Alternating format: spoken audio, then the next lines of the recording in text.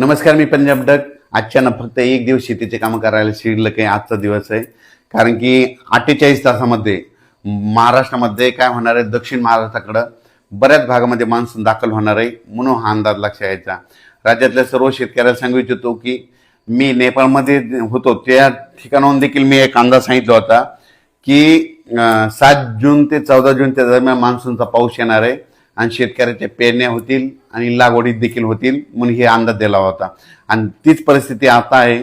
7 जून पासून ते 14 जून पर्यंत राज्यात दररोज महाराष्ट्रामध्ये दररोज वेगवेगळ्या भागामध्ये मान्सून दाखल होईल आणि जिथं जिथं ज्यांची ओल भरपूर जाईल, एकीत ओल जाईल, त्यांची मात्र पेरणी सुरू होईल. पण कापसाच्या लागवडी देखील होतील, म्हणून हे अंदाज लक्षात यायचा. म्हणजे 7 जून पासून काय होणार आहे, सातारा, सांगली, सोलापूर, कोल्हापूर, पुणे, अहिल्यानगर, लातूर जिल्हा, बीड जिल्हा, धाराशिव जिल्हा, जालना जिल्हा, परभणी जिल्हा ह्यामध्ये काय होईल, 48 तासामध्ये तिथं मध्ये मान्सून दाखल होईल. म्हणजे 7 जूनच्या दरम्यान तिथून ते मान्सून काय होईल, थोडं पुन्हा आणखीन पुढं सरकत.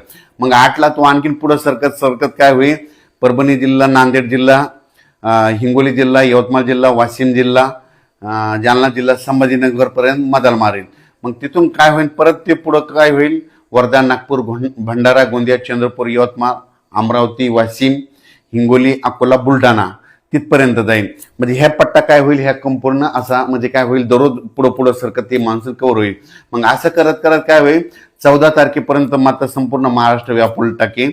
आणि त्याच्यानंतर उत्तर महाराष्ट्राकडे काय होईल, 13 तारखेच्या नंतर मग उत्तर महाराष्ट्राकडे मग ते असा पाऊस तिकडे उत्तर महाराष्ट्राकडे जाईल. आणि तिकडे देखील पाऊस पडल्याच्या नंतर जमिनीमध्ये ईदभर ओल गेले तर त्यांच्या देखील पेरण्या तिकडं सुरू होतील. आणि त्याच्यानंतर शेतकऱ्याला सांगू इच्छितो की 16च्या नंतर 15 जूनच्या नंतर काय होणार आहे की पुन्हा नंतर सरी चालू राहतील. मोठा खूप पाऊस पडणार नाही, सरी येत राहतील. म्हणजे अशा पाऊस जसं मान्सून आल्याच्यानंतर जशा सरी येतात 10 मिनिटाच्या, 20 मिनिटाच्या, 22 मिनिटाच्या अशा सरी येत राहतील. आणि ते देखील 15 ते 20च्या दरम्यान ते पाऊस येईल. पण 20 जून ते 30 जूनच्या दरम्यान परत राज्यामध्ये ज्यांची पेरणी शिल्लक राहिली, कोणी त्या पेरणीमधून वंचित राहिली, मग 20 जून ते 30 जून मध्ये एक पाऊस येईल. म्हणजे ते काय होईल, 20, 21, 22 जूनच्या दरम्यान ते पाऊस येईल. त्याच्यामध्ये काही जणांच्या शेतकऱ्याच्या पेरण्यावरती लागवड येतील.